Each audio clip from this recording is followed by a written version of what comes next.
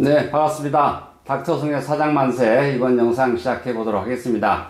자, 이번 영상에서는 가압승계의 과세특례 제도에 대한 실제 사례를 한번 설명드려 보고자 합니다. 아주 작은 세금으로도 가압승계를 완성할 수 있다는 것을 보여주고자 합니다. 이번 영상 끝까지 시청하시면 가압승계에 대한 고민을 해결할 수 있는 힌트를 하나 얻을 수 있지 않을까라는 생각이 듭니다. 먼저 회사 개요를 한번 보도록 하겠습니다. 이 회사는 2000년 12월에 설립이 됐고요. 업종은 건설 자재 제조업입니다.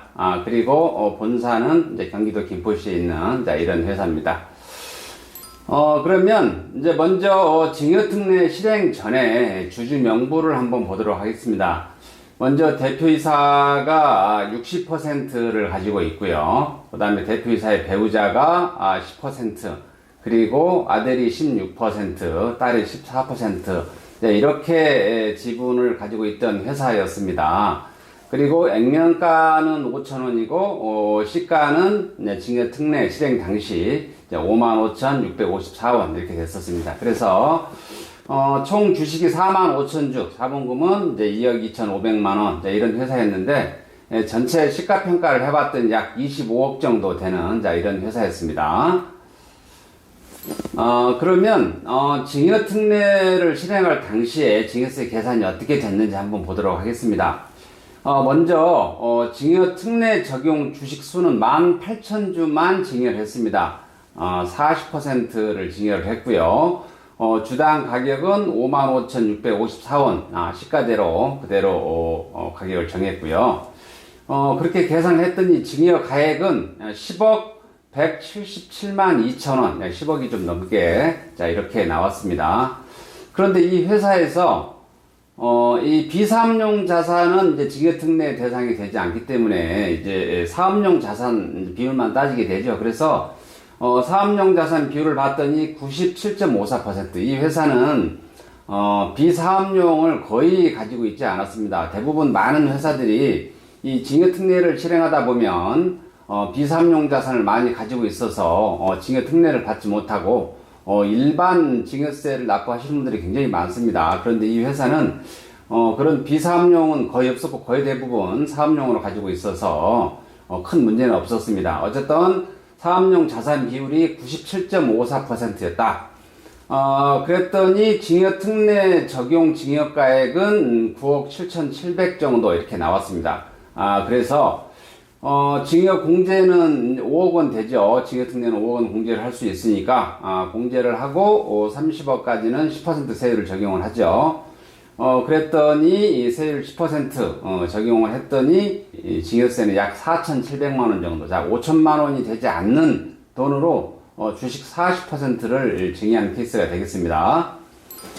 그런데, 일반 증여세를 또 납부를 해야 되죠. 얼마 되지는 않지만, 18,000주를 증여를 하는데, 주당 가격이 55,654원입니다. 자, 증여 재산가액이 10억 177만 2천원. 자, 이렇게 되는데, 자, 비사업용 자산 비율이 2.46%입니다. 얼마 되지 않죠. 그랬더니, 일반 증여, 적용 증여가액은 약 2,400만원 정도. 그런데, 이 자녀분한테 사전에 직전 10년 이내에 증여한 내역이 없어서 이 금액 전액 다 공제가 됐습니다.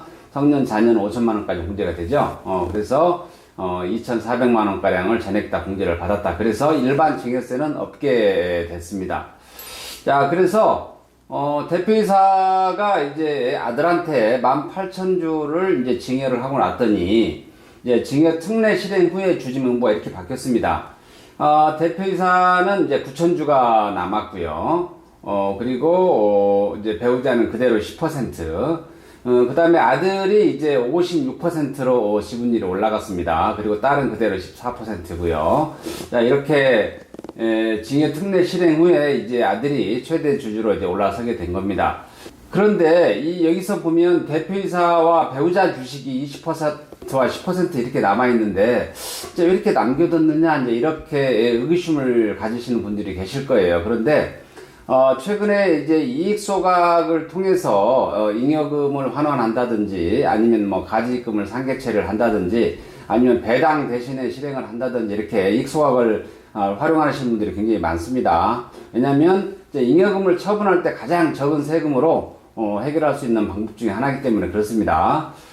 그래서 이 배우자와 대표이사가 최근 10년 이내에 징여한 내역이 있느냐라고 물어봤더니 없다라고 합니다. 그래서 나이도 젊고 하시기 때문에 충분히 서로 간에 징여 후 소각을 통해서 노후 자금을 마련할 수 있지 않을까라는 생각이 들어서 이렇게 일정 지문을 좀 남겨놨습니다. 그리고 사장님들하고 상의를 좀 많이 했고요.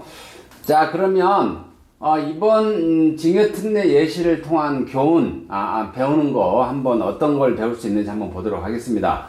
일단은 이제 이 회사는 2000년도 초반, 2000년도 4월에 실행을 했는데, 자, 2021년도부터는 매출이 급증하는 그런 어떤 동기가 있었습니다. 그래서, 그런 동기가 있기 전에 미리 이 징여특례를 실행해야 되겠다. 네, 이런 말씀을 해 주셨습니다. 그래서, 회사가 성장 동력을 얻었을 때 즉시 실행을 하는 게 좋다. 자, 이런 말씀을 드리고요.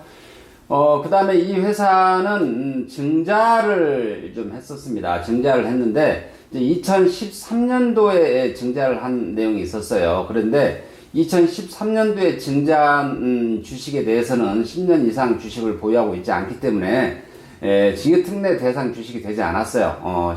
자, 그런 측면에서도 이제 대표이사 주식 9,000주를 이제 마저 징여를 하지 않은 것도 있지만, 어쨌든 다행스럽게 또 이익 소각을 활용할 수 있는 여지가 있기 때문에 잘 됐다라고 생각을 하고요. 어쨌든 증자 시에도 징여특례를 감안해서 증자를 할 때 꼭 고려를 해야 된다는 거 말씀을 드리고요.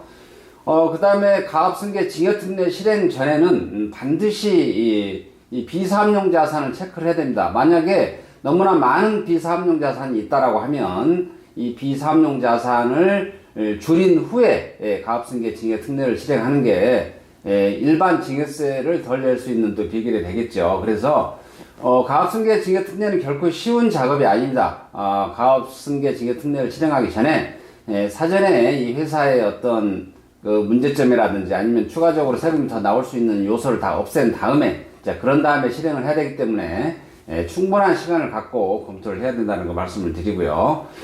그래서 실행 전에 비사업용 자산, 임대 부동산이라든지 과다 현금이라든지 이제 이런 걸 다 정리를 사전에 해야 되고요. 그 다음에 사후 관리 기간을 감안하여 요건이 될 때 최대한 빨리 실행하는 게 좋습니다. 만 60세 이상이면 되고요. 즉 증여자가 만 60세 이상이면 되고, 수중자는 수중을 받은 후에 3개월 이내에 이제 입사를 하면 되죠. 그리고 다른 여러 가지 사후관리 요건이 있지만 그건 차후에 다른 영상에서 다루기로 하고요. 어쨌든 사후관리 기간은 7년입니다. 그렇기 때문에 이제 일찍 실행하면 대표이사가 건강을 할 때 가업승계를 다 완성하는 걸 보고 편안하게 가업을 마무리할 수 있다. 네, 이런 말씀을 드리고요. 그 다음에 마지막으로 이익소각을 감안해서 대표이사와 배우자 일부 주식을 남겨두는 것도 좋은 방법입니다. 만약에 사전에 상호간에 직접 10년 이내에 징여한 이력이 많다라고 하면 이익소각을 하기가 쉽지 않겠죠. 그런데 확인해 봐서 이익소각을 한 이력이 없다, 즉 직접 10년 이내에 징여를 한 내역이 없다라고 판단이 되면 일정 주식을 남겨두는 것도 향후에 절세하는 데 큰 도움이 될 걸로 생각을 합니다. 자, 이상으로 이번 영상 마치도록 하겠고요. 자, 이번 영상 보시고 도움이 됐다라고 판단하시면 주변의 사장님들하고 많이 공유를 해주시고요. 가업승계 징여특례는 정말 좋은 제도입니다. 그렇기 때문에 꼭 검토하셔서 요건이 된다라고 판단되시면 실행을 검토해보는 것도 좋을 것 같습니다. 구독, 좋아요 부탁드립니다. 눌러주시면 이번 영상 제작하는데 많은 도움이 됩니다. 이상 영상 마치도록 하겠습니다.